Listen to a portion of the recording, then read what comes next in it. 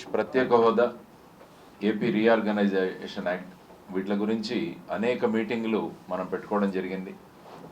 ముఖ్యంగా ఆంధ్రప్రదేశ్ రాష్ట్రానికి విభజన తర్వాత ప్రత్యేక హోదా ఇస్తామన్నది పార్లమెంట్లో జరిగిన చర్చల్లో చర్చాంశంగా ఉండిపోయింది. కానీ చట్టం జరిగిన తర్వాత అందులో ఎటువంటి ప్రత్యేక హోదా గురించి ఏ విధమైన ఆ చట్టంలో పొందుపరచలేదు.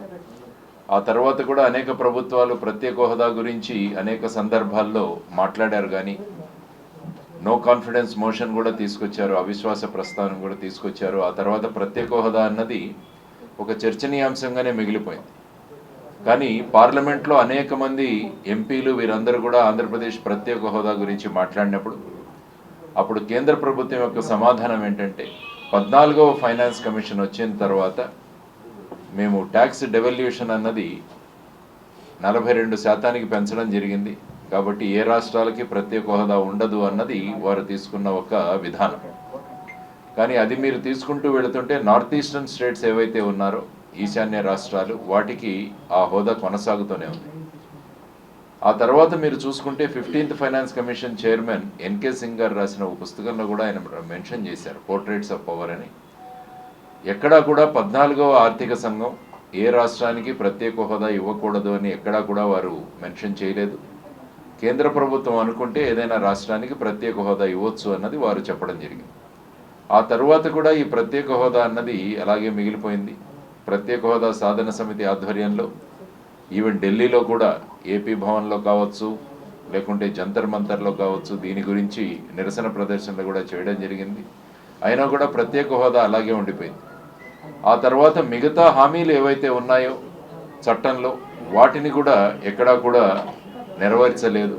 ముఖ్యంగా బుందేల్ఖండ్ ప్యాటర్న్లో మన ఉత్తర ఆంధ్ర జిల్లాలు కానీ రాయలసీమ జిల్లాల్లో కానీ ప్రతి సంవత్సరం వారికి కేటాయించాల్సిన నిధులు కావచ్చు, మిగతా అనేక విషయాలు విభజన చట్టంలో పేర్కొన్న అనేక అంశాలు అలాగే ఉండిపోయాయి.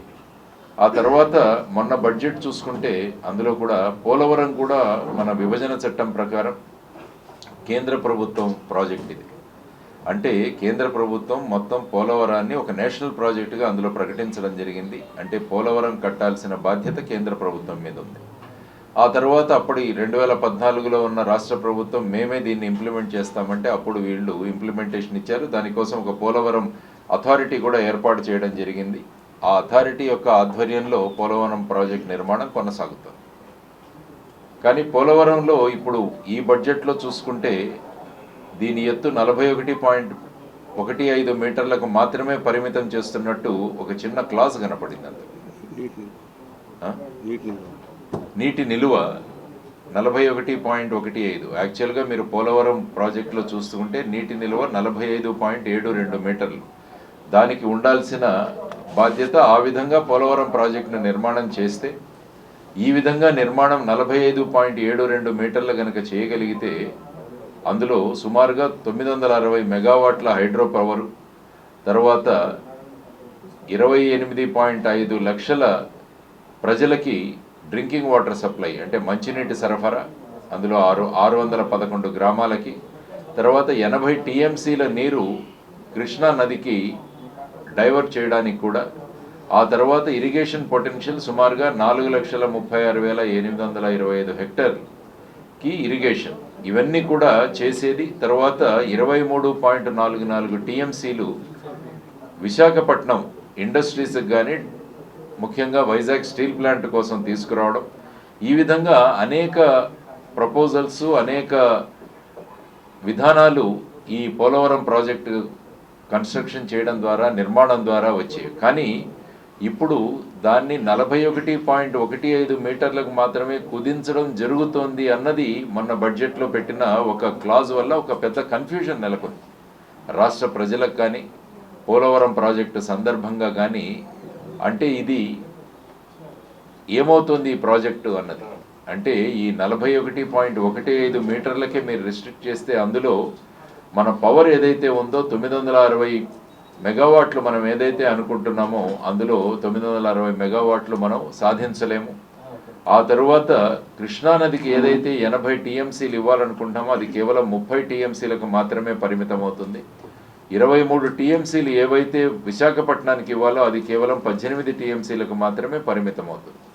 సో ఈ విధంగా చూసుకుంటూ వెళితే ఈ 45.72 మీటర్ల నుంచి 41.15 మీటర్లకు భవిష్యత్తు ఏమవుతుందన్నది పెద్ద కన్ఫ్యూషన్లో సంభ్రమంలో ఉన్నది రాష్ట్రం. కాబట్టి మేము అడుగుతున్నది ఏంటంటే ఈ విషయం పట్ల ఒక స్పష్టత రావాల్సిన అవసరం చాలా ఉంది. అంటే ప్రస్తుతానికి 41.15 మీటర్లు, ఆ తర్వాత 45.72 చేస్తారు. ఎందుకంటే కేంద్ర ప్రభుత్వం మొదటి నుంచి కూడా మేము ఇరిగేషన్ కాంపోనెంట్కు మాత్రమే నిధులు కేటాయిస్తామని మాట్లాడుతున్నారు. ముఖ్యంగా 41.15, 45.72 మెయిన్గా వచ్చిన సమస్య ఏంటంటే R&R package, relief and rehabilitation package. So దీనివల్ల కేంద్ర ప్రభుత్వం మేము కేవలం ఇరిగేషన్ కాంపోనెంట్ మాత్రమే చేస్తాము అంటే మరి రాష్ట్ర ప్రభుత్వం ఎలా ముందుకు వెళుతుంది అన్నది కూడా ఒక ప్రశ్న. కాబట్టి ఇప్పుడు రాష్ట్ర ప్రభుత్వం స్పష్టంగా చేయాల్సిన విషయం ఏంటంటే పోలవరం ప్రాజెక్ట్ అన్నది 45.72 మీటర్లు ఖచ్చితంగా నెరవేరుస్తాం. ఆ తర్వాత దానికి కావలసిన అదనపు నిధులు ఏవైతే ఉన్నాయో సుమారుగా 21,000 కోట్ల రూపాయలు అది కూడా కేంద్ర ప్రభుత్వం నుంచి కేటాయింపులు చేసుకుంటామని రాష్ట్ర ప్రభుత్వం కేంద్ర ప్రభుత్వం నుంచి ఒక హామీ తీసుకోవాల్సిన అవసరం. లేకుంటే ఏమవుతుందంటే ఇది ఒక పెద్ద బ్యారేజ్ లాగా అవుతుంది, ఒక రిజర్వాయర్ లాగా అవుతుంది. దానివల్ల సుమారుగా 200 టీఎంసీల దాకా అనుకున్నది 115 టీఎంసీలకు మాత్రమే పరిమితం అవుతుంది. సో ఈ విధమైన సంభ్రమం పరిస్థితిలో మన ప్రత్యేక హోదా సాధన సమితి ద్వారా రాష్ట్ర ప్రభుత్వానికి కేంద్ర ప్రభుత్వానికి కూడా ప్రజల్లో నెలకొన్న ఈ సంభ్రమాన్ని త్వరలో మీరు పరిష్కరించాల్సిన అవసరం ఉంది. పోలవరం ఏదైతే నేషనల్ ప్రాజెక్ట్ అని కట్టారో అది 45.72 మీటర్లకు ఉంచాలి. దాన్ని ఎట్టి పరిస్థితుల్లో కూడా 41.15 మీటర్లకు కుదించకూడదు. నీటి నిల్వ గురించి మనం మాట్లాడాం. కాబట్టి నీటి నిల్వ గురించి ఇది కేవలం ఒక బ్యారేజ్ మాత్రంగా కాదు, ఇది మల్టీపర్పస్ ప్రాజెక్ట్. అంటే ఎలక్ట్రిసిటీ జనరేట్ అవుతుంది, తర్వాత ఇరిగేషన్ వస్తుంది, ఆ తర్వాత వచ్చేసి కృష్ణా గోదావరిల అనుసంధానం, 80 టీఎంసీలు ఏర్పాటు, మంచినీటి సరఫరా, విశాఖపట్నానికి అక్కడ కావాల్సిన ఇండస్ట్రీస్కి వాటికి కావాల్సిన నీటి సరఫరా, ఇవన్నీ కూడా పొందుపరిచబడిన ఈ ప్రాజెక్ట్ని మళ్ళా దాన్ని కుదించే పరిస్థితులు ఉండకూడదు అని సాధన సమితి ద్వారా ఈ ప్రెస్ కాన్ఫరెన్స్ ఏర్పాటు చేసి ప్రజలకు దీని గురించి ఒక విషయం తెలియజేస్తూ ఆ తర్వాత మీ స్థానిక ఎంపీలు తర్వాత వారిని కూడా కలిసినప్పుడు ప్రజలు వారి మీద ఇందులో ఏదైతే సంభ్రమం ఏర్పడిందో దాన్ని త్వరలో దీన్ని పరిష్కరించి ఒక స్టేట్మెంట్ రావాలి అన్నది ముఖ్యంగా సాధన సమితి నుంచి మేము మన ఎంపీలకు కానీ ప్రస్తుతం ముఖ్యమంత్రి గారికి, ఉప ముఖ్యమంత్రి గారికి, వీరందరికీ కూడా మేము తెలియజేస్తున్నాం. కాబట్టి ఆ విధంగా త్వరలో ఒక స్టేట్మెంట్ ఇవ్వాలని చెప్పేసి మేము కోరుకుంటున్నాం.